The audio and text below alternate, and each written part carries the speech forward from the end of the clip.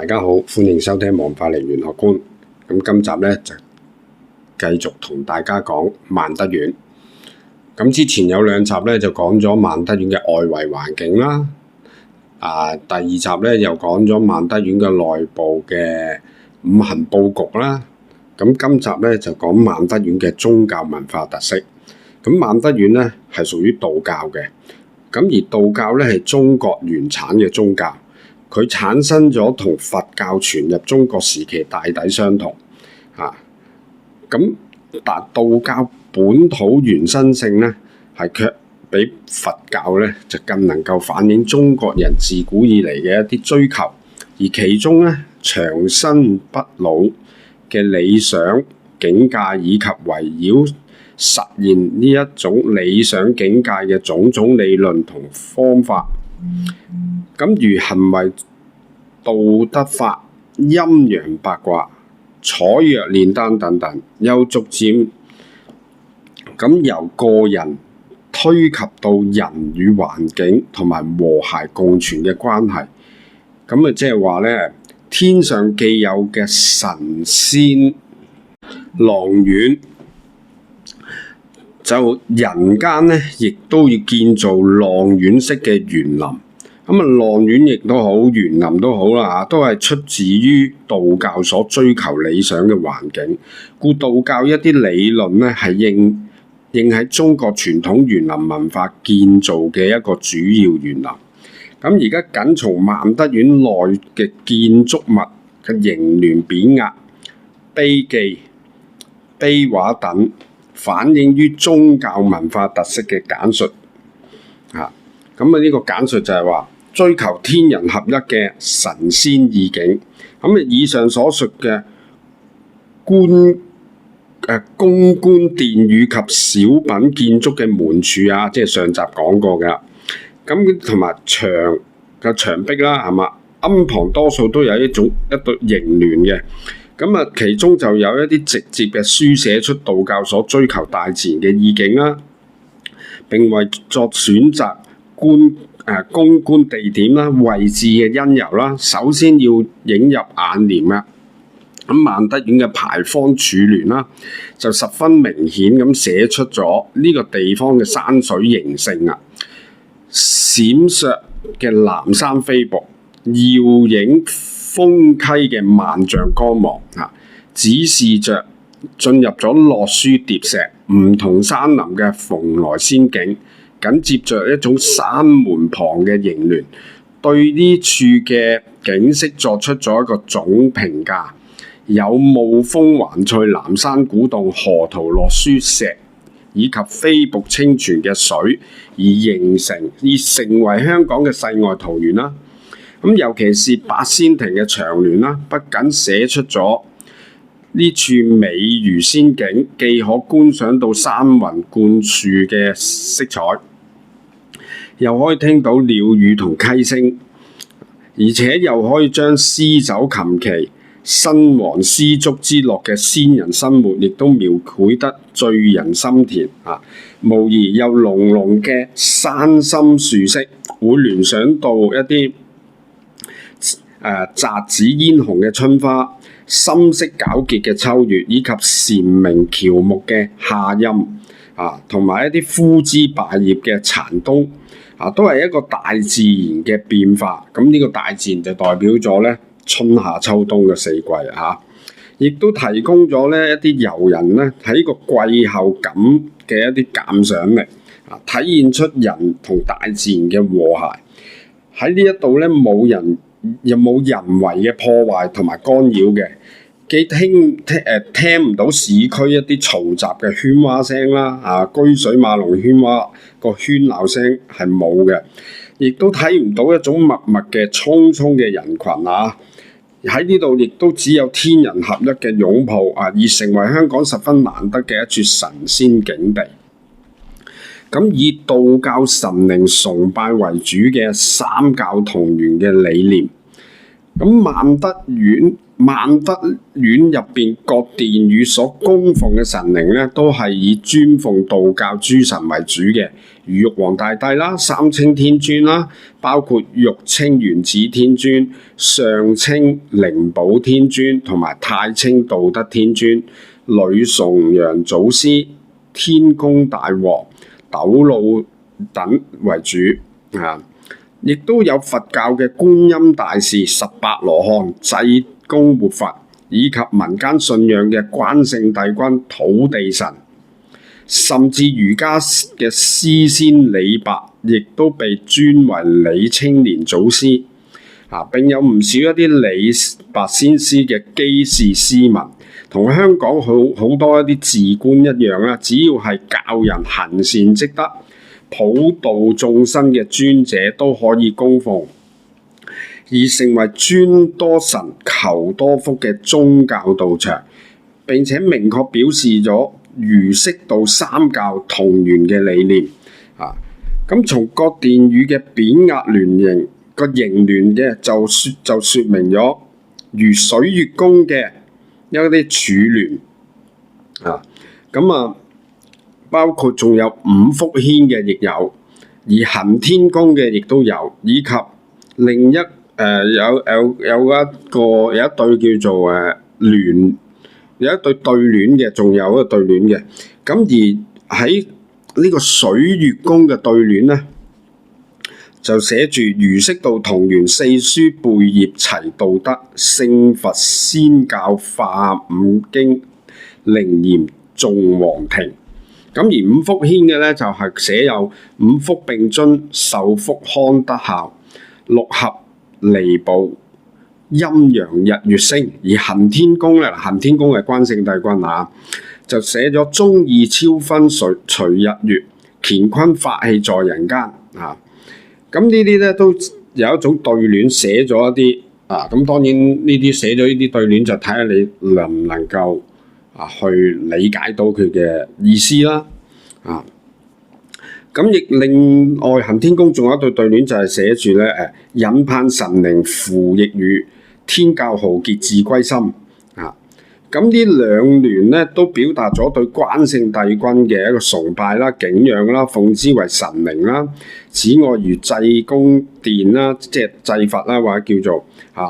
仲有一對聯約咧，就代表寫咗話奉天引大道，聖化有靈丹，以及護土安民神庵聯呢對對聯。咁佢寫有就係話功德自身，赤誠一線等等。而呢啲形聯嘅文化都係尊多神、求多福，甚至同三教共存嘅宗教理念反映咗出嚟嘅。咁最突出咧就係話，我哋成日講詩聖啦，即係李白先師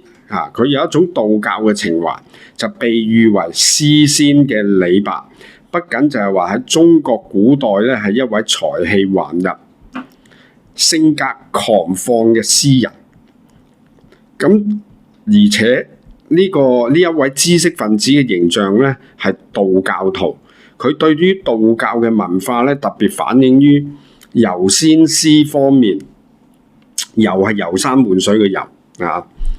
有着一種突出嘅成就同埋貢獻其一佢對於道教神仙嘅世界描繪咧就好道家嘅。既有實景嘅描繪，又加上想像嘅豐富猶如一種叫做夢遊天姥吟留別一詩中千岩萬轉路不定，迷花倚石忽已暝，紅泡龍吟般岩泉律森林兮驚塵顛，雲清清兮玉宇，水潺潺兮生煙，洞天石飛騁然中開，清冥浩蕩不見底，日月照耀金銀台。詩人對於浙江城縣道教名山天姥山嘅路石泉林宇霧潭台等等作了一種十分優美嘅形象描繪。佢想像着一種山路迂迴曲折野花嘅綺石岩身，岩泉有如紅瀑龍吟，山林層巒疊翠，將呢啲自然景觀就以自己獨特嘅形容想像到描繪為神仙嘅世界。嗱，我唔係讀書人啊，即係讀呢段我都有少少甩咳，即係讀得唔好咁見掛，因為呢啲嘢太過即係詩詞歌以一種一啲詩句寫出嚟嘅。其次咧就係不僅寫景啦，亦都寫情啦。以一種細緻嘅觀察力、豐富想像力啦，從呢個客觀景嗰個感嘆到個人咧種種咧而吟出，惟覺時之枕席，失向來之煙下，世間行樂亦如此。古來萬事東流水。以個人嘅情懷，以個人嘅懷才不遇而歸結到呢一種叫做安能摧眉折腰嘅權貴，折腰是權貴。令我不得開心顏。景雖好而人不遇，奈何人世間嘅美麗仙景嘅仙，山林嘅山可以行樂，咁即係代表大自然啦。但亦不過於如流水一樣嘅夢幻般消逝表現出一種消極嘅人生哲學。但喺佢嘅虛實結合、詩境交融嘅神仙世界描寫上，則不能不說道教文化一種獨特嘅表現同埋貢獻。其三就係、如果說李白嘅《愛遊天姥吟留別》呢一首詩所突出嘅只係深化咗道教神仙世界咧，與一般詩人嘅情景交融詩相似。則李白嘅另外兩首遊仙詩就係將凡人嘅自己融入到仙境嘅當中。咁咧，我就即管讀一讀佢有個古風20嘅呢段詩句。讀得唔好見怪啊！昔我遊齊都，登華不駐峰。此山何盡秀，翠綠如芙蓉。難諗古仙人，料知是赤松。借與186，自協兩青龍。含笑靈島景，欣然願相從。另一首咧就叫做朝心望廟山。個詩嘅內容就係、石壁望松廟，宛然死壁燒。安得五彩虹，驚天作長劑。仙人如愛我，舉手來相招。咁從呢兩首詩可以睇出咧，李白先師願意好似黃大仙咁一樣去成仙，咁亦都希望有仙人招佢去成仙，即係話將自己引入咗仙境，而唔係僅僅就係話如一般詩人咁，只係客觀描寫仙境，亦都係將神仙世界做成具有人性嘅空間，因而賦予神仙世界一定嘅現實意義，接近於今日建造人間仙境園林嘅追求。反過來，人間園林嘅創造亦係應溯源於道教嘅神仙世界。喺人間仙境中要求係有良好嘅生態環境、自然美的園林意境以及人民精神嘅景觀物景。而事實上，道教嘅一池三山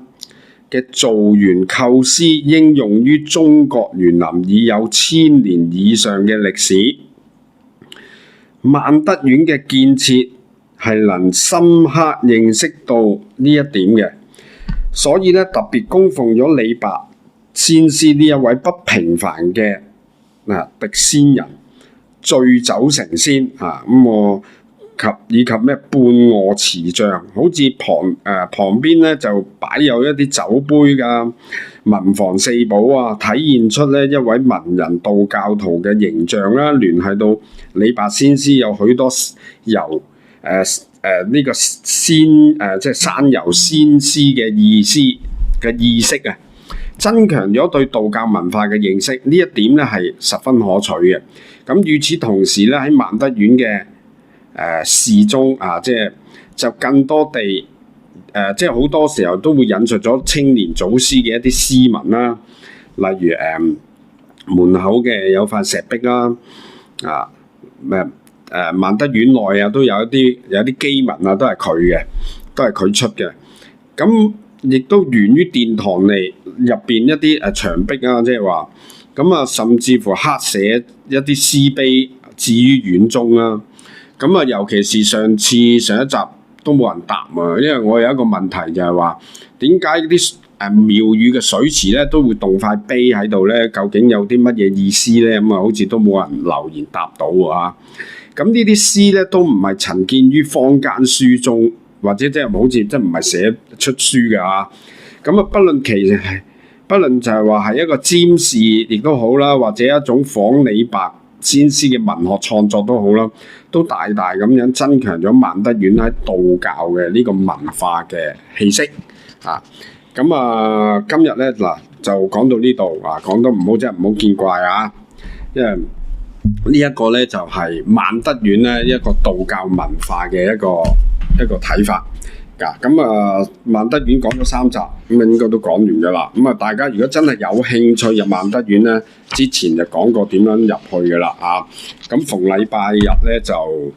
開門嘅嚇。咁啊，記得如果真係需要問扶乩嘅，咁入到去都有睇下你有冇緣啊，有開機啦。咁啊，但係咧就應該嚟緊呢個清明節嗰個禮拜日咧，即係4月5號咧就冇機問嘅嚇。